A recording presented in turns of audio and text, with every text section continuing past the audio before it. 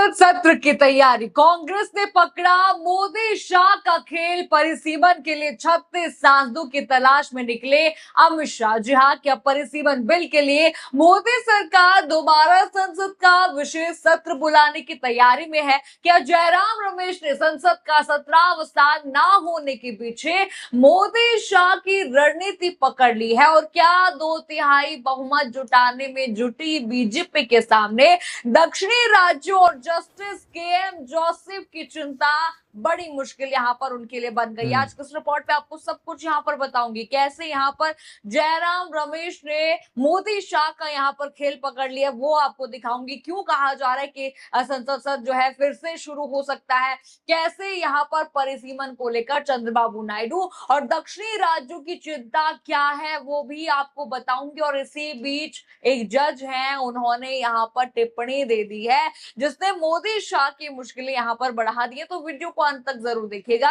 नमस्कार, मैं हूँ गुजरात में और हो आप सकता देख है। रहे हैं प्यार भी। दोस्तों देखिए, आपको याद होगा कैसे सदन अनिश्चितकाल के लिए बंद कर दिया गया था। पूरे सदन में मोदी और शाह सदन में नहीं आए 20-22 दिन, और फिर जो है लास्ट दिन आए थे, बस वंदे मातरम उन्होंने गाया और सदन स्थगित कर दिया गया। लोगों का जो टैक्स का पैसा है ना, उसे फूंक के, देखिए आप फूकना ही तो यहाँ पर कहेंगे, लोगों का पैसा वहां पर लगा है और आप 20-22 दिन आप सदन से गायब थे। अब देखिए, खैर इस बात को जाने दीजिए, लेकिन दोस्तों पासा यहाँ पर पलट रहा है। खबर है कि एक बार फिर से संसद सत्र की तैयारी में है मोदी और अमित शाह। खबर है कि कांग्रेस ने इनका खेल यहाँ पर पकड़ लिया। जी हाँ, वो भी और किसी ने नहीं बल्कि जयराम रमेश ने इनका खेल पकड़ लिया। अब देखिए दोस्तों, मामला शुरू से यहाँ पर आपको बता दूं, जरा हेडलाइन स्क्रीन पर देखिए। अब तक नहीं हुआ सत्रावसान, या गृह मंत्री परिसीमन बिल के लिए 2/3 बहुमत तलाश रहे हैं। कांग्रेस ने उठाए सवाल। हेडलाइन आपने यहाँ पर देखा, कांग्रेस सवाल उठा चुकी है। अब देखिए, आपको याद होगा लोकसभा और राज्यसभा की कार्रवाई 13 अगस्त को अनिश्चितकाल के लिए स्थगित कर दी गई थी। अब देखिए, इसी पर जयराम रमेश ने सवाल उठाए हैं। उन्होंने ट्वीट करके सवाल उठाए। जयराम रमेश का ये ट्वीट स्क्रीन पर देखिए, लिखा है लोकसभा के अनिश्चितकाल के लिए स्थगन और उसके सत्रावसान के बीच का समय अंतराल आमतौर पर 2 से 4 दिन का होता है। हालांकि ऐसे कई उदाहरण हैं जहां स्थगन और सत्रावसान एक ही दिन में हुए हैं। इस लोकसभा को अनिश्चितकाल के लिए स्थगित हुए 10 दिन बीत चुके हैं, लेकिन अभी भी इसके सत्रावसान की कोई जानकारी नहीं है। आगे देखिए, लिखा है कि सच है कि 2015 के मानसून सत्र में ये अंतर 28 दिन का था और 2021 में ये 20 दिन का था, लेकिन तब कोई शातिर चालें नहीं चल रही थी। अभी इस असामान्य देरी की क्या वजह है? क्या केंद्रीय गृह मंत्री अभी भी परिसीमन पर संविधान संशोधन बिल को विशेष सत्र में पारित कराने के लिए अपने बदनाम 2/3 बहुमत की तलाश में है? ट्वीट आपने देखा किस तरह से उन्होंने लिखा है कि बदनाम जो है 2/3 बहुमत की तलाश में। कहीं अमित शाह तो अभी भी नहीं है, ये वो यहाँ पर कह रहे हैं, साफ साफ वो कह रहे हैं कि क्या आप परिसीमन के चक्कर में रोका तो नहीं है, इसीलिए तो नहीं रोका है। अब देखिए, मैंने आपसे यहाँ पर कहा था ना कि कांग्रेस ने बीजेपी की चाल पकड़ ली है, इसीलिए कहा था। खैर, अब देखिए दोस्तों, बात घूम फिर कर आ जाती है परिसीमन पर। अब सवाल वही है कि क्या इसी चक्कर में सत्रावसान नहीं हो रहा है? लेकिन दोस्तों, बीजेपी के लिए इतना आसान नहीं होने वाला है परिसीमन, क्योंकि देखिए,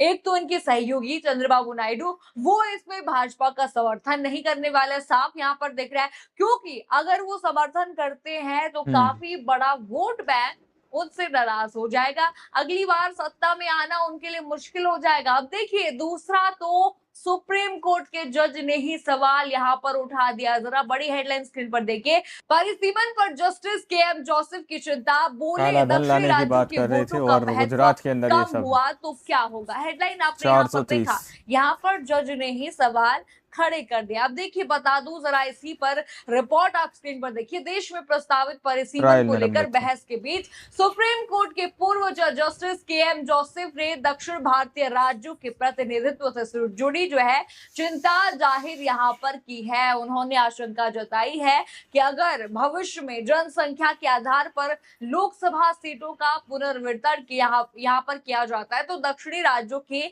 मतों का तुलनात्मक महत्व कम हो सकता है। जस्टिस जोसेफ ने ये टिप्पणी केरल हाईकोर्ट बार एसोसिएशन की ओर से आयोजित एक कार्यक्रम में यहाँ पर की। देखिए, आप जज ने भी टिप्पणी दे दी है, साफ वो यहाँ पर कह रहे हैं कि अगर परिसीमन आता है तो दक्षिण भारत के राज्यों के लोगों को नुकसान हो सकता है। अब देखिए, इसमें बताइए इस बीजेपी तरीके से कोशिश चल रहा कर है सब रही कुछ। है अपना गणित पूरा करने के लिए। अब देखिए, ये मैं ऐसे ही नहीं कह रही हूँ, एक मीटिंग हुई है, जरा वहां का वीडियो देख लीजिए।